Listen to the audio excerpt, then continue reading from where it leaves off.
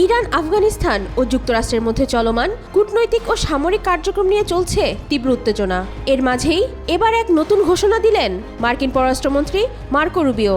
আফগানিস্তানের তালেবান নেতাদের মাথার উপর পুরস্কার ঘোষণার হুমকি দিয়েছেন তিনি।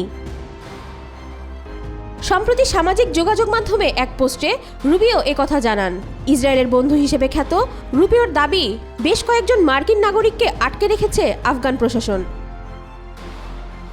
রুবিও হুঁশিয়ারি দিয়ে বলেছেন, শুনেছি তালেবান যতজনের কথা বলছে তার চেয়ে বেশি আমেরিকানকে জিম্মি করে রেখেছে।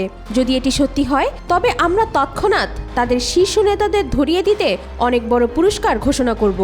সেটা এমনকি আমরা বিন লাদেনের ওপর যে পুরস্কার ঘোষণা করেছিলাম তার থেকেও বড় হবে। তবে ওই পোস্টের বিস্তারিত আর কোনো তথ্য দেওয়া হয়নি। এছাড়া কতজন আমেরিকান তালেবানের হাতে বন্দী আছেন সে বিষয়েও আর কিছু বলা হয়নি।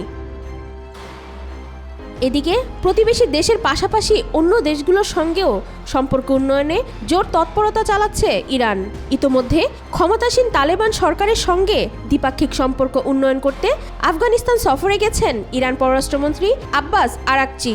তালেবানের মুখ্যমন্ত্রী মোহাম্মদ হাসান আখন্দের সঙ্গে বৈঠকে বসেন ইরানের প্রতিনিধিরা। প্রতিবেশী দেশ ইরান ও আফগানিস্তানের সম্পর্ক আরও শক্তিশালী করার জন্য এই বৈঠক হয় বলে জানা গেছে, যা স্বাভাবিকভাবেই দুশ্চিন্তায় ফেলেছে মার্কিনীদের। 2001 সালের 11 সেপ্টেম্বর যুক্তরাষ্ট্রের ভয়াবহ সন্ত্রাসী হামলার পরপর ওসামা বিন লাদেনকে ধরতে অথবা হত্যা করতে $5 কোটি পুরস্কার ঘোষণা করেছিল যুক্তরাষ্ট্র। তবে পাকিস্তানে চালানো এক মার্কিন অভিযানে বিন লাদেনকে হত্যা করা হলেও কেউ পুরস্কার সংগ্রহে চেষ্টা করেনি। ওয়াহিদা পারভিন, ঈশিতা, আজকাল।